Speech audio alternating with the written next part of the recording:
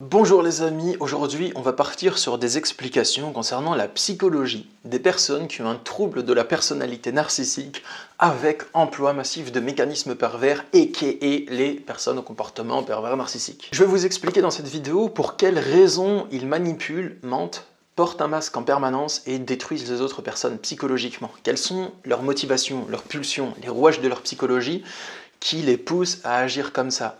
Moi, je me nomme Stan Carré, j'exerce en tant que sophrologue, coach en développement personnel et écrivain depuis 2015. Et tout ce que je vais vous dire dans cette vidéo, c'est basé sur mes déductions, mes compréhensions et mon expertise du sujet après 5 à 6 années d'expérience et à peu près 1700 consultations individuelles.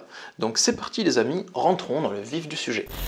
Pour commencer, il faut comprendre que le pervers narcissique, c'est quelqu'un qui a un trouble de la personnalité. Ça veut dire que son cerveau fonctionne différemment que le vôtre. Et c'est structurel, c'est quelque chose de solide. C'est pas juste quelqu'un qui souffre et qui n'arrive pas à gérer sa colère ou ses émotions. C'est quelque chose de plus profond que ça. Et ça, c'est important à intégrer. Ça veut dire que pour le modifier, ou pour l'aider, ou l'amener à changer, comme beaucoup de personnes ont cet objectif, il faudra déplacer des montagnes, mais pas des montagnes physiques, des montagnes qui sont dans sa psychologie et que lui refuse de bouger. Son trouble de la personnalité lui donne différents comportements, et je vais vous expliquer lesquels. Donc c'est parti pour l'explication des points clés de son comportement. Le pervers narcissique, c'est quelqu'un qui a une image de soi qui est plus importante que le vrai soi. L'image de soi, c'est la perception qu'il a de lui-même dans sa tête, la manière dont il pense à lui et la manière dont il a l'impression d'être ou la manière dont il se représente mentalement lorsqu'il pense à lui. Et aussi l'image qu'il a l'impression que vous avez de lui. Il veut que vous voyiez qu'il est une bonne personne ou que vous le croyez. Et ça, pour lui, c'est plus important que tout le reste.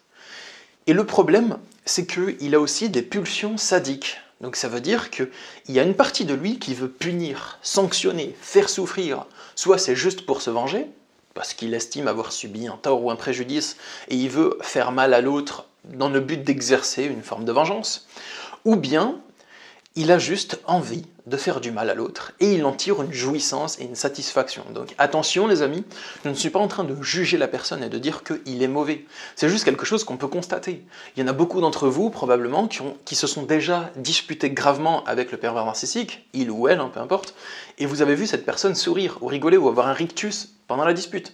Et ce genre de choses n'est pas normal. Qui d'entre vous rigole pendant une embrouille ? Mais pas parce qu'il y a un truc drôle qui se passe, parce que l'embrouille vous fait rire. Pendant ce temps, l'autre, il est en train de souffrir, de pleurer, de se défendre, et il y a un petit rire. Non, ça va pas, ce genre de choses. Donc, il veut conserver une bonne image de lui dans son esprit, donc pouvoir encore se dire à lui-même qu'il est une bonne personne, et il veut que toutes les autres personnes qui le voient comme une bonne personne, tout en ayant contraste, en continuant à détruire psychologiquement ses victimes. Donc les personnes qui sont les plus proches de lui, sur lesquelles il va exercer un phénomène d'emprise psychologique. Et s'il fait ça, c'est aussi parce qu'il a une maturité émotionnelle très basse. Donc les pervers narcissiques ont beau être très intelligents au niveau du quotient intellectuel, et être forts pour manipuler les autres, avoir une intelligence froide et calculatrice, bon, il y en a certains qui sont plus bêtes que d'autres, on va pas se le cacher, et d'autres qui sont assez intelligents, même assez flippants, ça fait peur tellement ils sont intelligents des fois. Eh bien, ils ont une intelligence émotionnelle qui est extrêmement basse. Donc, c'est comme des enfants. Et à contrariété, boum, ils se mettent en colère. Aucune maîtrise de leur colère. Non, ils balancent tout sur les autres. Ils n'avouent pas leur tort. Ils mentent. Comme les enfants quand on leur dit « C'est toi qui as cassé le pot de fleurs ?»« Non, c'est pas moi. » Et donc, ils vont faire vraiment comme les enfants. Ils vont aussi avoir les pulsions sadiques des enfants. Vous savez, il y a des enfants qui écrasent des fourmis, qui écrasent des insectes, et ils s'amusent comme ça, à se sentir plus puissants, ou qui tapent les plus petits à l'école, les brutes. Et ils sont encore bloqués à ce stade-là, au stade d'enfants qui se sentent tout puissants et qui jouissent de pouvoir écraser d'autres êtres. Donc là, on arrive au point le plus important, j'ai nommé le paradoxe. Le paradoxe, c'est que le pervers narcissique doit faire face à une contradiction logique. Sa contradiction logique, c'est qu'il veut continuer à exercer ses pulsions sadiques, donc continuer à détruire psychologiquement certaines personnes, et je vais vous expliquer pourquoi, on va y venir, tout en continuant à faire croire à tout le monde qu'il est une bonne personne, donc il doit cacher dans un premier temps ce qu'il fait à sa victime, sa compagne, son parent, son enfant, il doit le cacher aux yeux de tous. Déjà ça c'est super dur, parce qu'il fait le mal et il ne faut pas que ça se sache. Mais, encore plus dur, il doit cacher, enfin il doit pas, mais il veut cacher aux yeux de sa victime qu'il lui fait du mal. Et ça, c'est le plus important que vous compreniez si vous êtes en relation avec ce type de personne. Il veut cacher aux yeux de sa propre victime qu'il est en train de faire du mal à cette même personne. Donc il veut vous cacher qu'il vous fait du mal. Et il en arrive là car il ne travaille pas sur lui. Il ne reconnaît pas ses propres torts. Parce que reconnaître qu'il a tort et se l'avouer à lui-même, ça serait comme un effondrement de sa structure psychologique entière. Et ça représenterait quelque chose de trop gros parce qu'il devrait se remettre en question. S'il reconnaît qu'il a un tort, ça veut dire qu'il devrait reconnaître qu'il a fait du mal. Qu'il a fait du mal pendant beaucoup d'années, qu'il continue à le faire, que c'est pour ça qu'il a des rapports malsains avec les gens, que c'est pour ça que tout le monde finit par se barrer, même au bout de plusieurs années, et ça devrait remettre en question, genre, je sais pas moi, 50% de son entière structure psychologique, peut-être même plus, et ça serait énorme pour lui. Il ne peut pas appréhender ce travail tellement il est immense. C'est comme si c'était un pouls face à une montagne. Vous voyez le truc. Donc, comme il ne travaille pas sur lui, il décide de ne pas calmer ses pulsions, et de ne pas faire de développement personnel pour calmer ses pulsions. Certains peuvent raconter qu'ils le font, mais dans les faits, il ne se passe pas de changement. Comme il ne calme pas ses pulsions, il continue à les exercer, et il les place au rang de Dieu. Donc, quand je dis ça, ça ne veut pas dire qu'il se dit « mes pulsions sont Dieu, je vais te prier ». Non, c'est juste que ces pulsions, pour lui, c'est quelque chose qui est normal. Moi, je suis comme ça. Tu sais très bien, je change pas, je suis comme ça. Et ça, on l'entend très souvent de la bouche des personnes perverses narcissiques. Ces pulsions, pour lui, c'est quelque chose qui est normal, qui ne doit pas changer, qui le guide. Et ça, il refuse totalement de les remettre en question. Si on dit « oui, mais moi j'ai fait ça, mais toi t'étais pas obligé de te mettre en colère ensuite, t'étais pas obligé de me hurler dessus, de casser cet objet », il va dire « mais c'est normal que je fasse ça, t'as vu dans quel état tu me mets ?» Aucune remise en question, encore une fois. Donc, pour revenir sur le point clé que je vous ai exposé, il veut continuer à vous faire du mal, ou à sa victime, tout en lui faisant croire qu'il ne lui fait pas de mal. Pour ça, il va mettre un mécanisme de destruction psychologique en place. La première destruction psychologique, c'est le mal qu'il lui fait. Hurlements, cris, pulsions sadiques, coups, tromperies, enfin, ce genre de trucs. Mais ensuite, il va y avoir un mécanisme, une autre couche de destruction psychologique qui est beaucoup plus pernicieuse. Elle se construit en 3 points. Le premier point, c'est qu'il va faire croire à sa victime que c'est de sa faute si elle subit ça, car elle est une mauvaise personne. Donc il va te dire, en gros, si je te traite comme ça, c'est de ta faute. Parce que, vu la manière dont tu te comportes, c'est tout ce que tu mérites. Il faut que je te remette dans le droit chemin, tu comprends.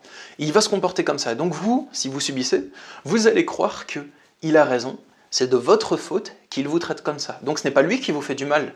Il ne fait que se comporter normalement. Le pauvre, il réagit à tout ce que je fais moi, qui suis une mauvaise personne. Je me comporte mal, et le pauvre, il en peut plus, c'est normal qu'il me traite ainsi.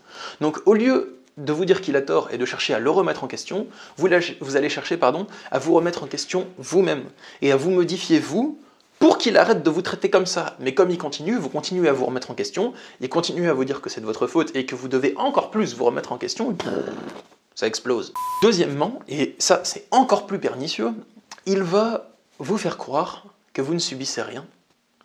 Il va vous dire que ce qu'il a fait, il ne l'a pas fait. Quand vous allez lui dire « mais tu m'as mis une claque hier quand même », il va vous dire « mais quelle claque? Qu'est-ce que tu racontes? Je t'ai pas mis de claque hier ». Vous allez argumenter pour lui dire qu'il vous a mis une claque à telle heure, il était 21h30, je me rappelle, et ensuite, et lui il va vous dire que non. Et il va mentir à propos de faits, de réalités comme ça. Si vous ne connaissez pas personnellement un pervers narcissique et que vous atterrissez sur ma chaîne comme ça, peut-être que vous vous dites que je dis n'importe quoi. Mais c'est des choses qui se passent. Ce genre d'être humain dit vraiment ce genre de choses. Il va mentir à une personne en lui disant que ce qu'elle a vécu ne s'est pas produit ainsi. Pourtant vous étiez là, vous l'avez vu. Mais il va vous dire non, tu ne l'as pas vu. Et troisièmement, pour continuer à exercer ses pulsions sadiques tout en vous faisant croire qu'il est une bonne personne, il va vous dire que ce que vous subissez est la norme. Donc, c'est normal, tous les maris traitent leurs femmes comme ça. Tous les parents frappent leurs enfants, et même avec la ceinture ou des simulations de noyade quand ils méritent une bonne correction, c'est normal, tous les parents font ça. Pourquoi tu te plains? Tu trouveras jamais mieux que moi. Personne pourra t'aimer comme moi. Et ce genre de truc, en fait, c'est complètement destructeur psychologiquement. La victime, elle ne sait plus où elle en est. Elle subit et elle a l'impression qu'elle est une mauvaise personne, que ce qu'elle subit c'est normal ou qu'elle ne l'a pas subi. Donc elle remet plus l'autre en question et elle est condamnée à subir en fait. Au bout d'un moment, à force de subir, bien sûr que vous voulez partir. Le pervers narcissique, lui, il a déployé énormément d'énergie pour séduire la victime. Il s'est montré sous son bon jour. Il a tout fait pour la séduire, pour la manipuler, pour essayer de comprendre ses besoins, ses goûts, et essayer de se rendre indispensable, de lui donner tout ce dont elle a besoin. Donc ça nécessite un gros déploiement d'énergie pour lui. Et quand la victime veut se barrer, Le pervers narcissique ne veut pas la laisser partir, parce qu'il a une vision du monde binaire, et ça c'est un autre point clé de sa psychologie, il est soit dominant, soit dominé. Dans sa vision des choses, c'est comme ça. Et il ne se positionne qu'en dominant ou dominé dans les relations, mais jamais d'égal à égal. Il croit que ce n'est pas possible, ne le perçoit pas. Et il a une faible estime de soi aussi, et beaucoup de personnes ne me croient pas quand je dis ça, mais pour moi je pense que le pervers narcissique, il a une très faible estime de soi, au fond de lui. Mais qu'il a une couche supérieure de son esprit dans laquelle il se raconte qu'il est grand, qu'il est tout puissant, que lui, il obtient tout ce qu'il veut quand il le veut, que personne ne lui résiste, qu'il n'a pas peur de la justice et tout. Mais au fond de lui, je pense qu'il a une faible estime de soi parce que la manière dont il crée des relations avec les partenaires de couple, femme ou homme, eh bien, c'est vraiment toxique parce que il va vouloir faire en sorte que l'autre personne soit dépendante de lui. Psychologiquement. Il va créer des attaches psychologiques, des attaches émotionnelles, des attaches matérielles, tout en continuant à maltraiter l'autre pour que l'autre ait tellement de liens, genre dépendance affective, culpabilité, des liens matériels, des contrats signés ensemble, des enfants, que vous allez avoir peur de partir tellement il y a de liens, vous allez croire que c'est impossible. La manière dont il fait en sorte que les gens soient attachés à lui, c'est pas juste en trouvant une personne qui lui correspond et en essayant de rendre la vie agréable à l'autre, c'est en voulant faire en sorte que l'autre soit détruite, qu'elle soit sa chose, qu'elle dépende de lui et qu'elle reste avec lui par dépendance. Et ça, c'est super malsain. Quand il fait ça, il pense qu'à lui, il pense pas à l'autre, parce que l'autre, elle est complètement détruite et ravagée psychologiquement, l'autre personne, et lui, il a ce qu'il veut et il en jouit. Donc les amis, dans cette vidéo, je vous ai pas tout dit sur sa psychologie parce qu'il faudrait des heures de vidéo, hein, et je pense que le sujet est intarissable, qu'on va en parler pendant très longtemps, je sais pas si intarissable est le bon mot, mais bon, j'avais envie de le dire. Si cette vidéo vous a plu, vous pouvez la partager sur les réseaux sociaux ou à des personnes que vous pensez que ça pourrait aider.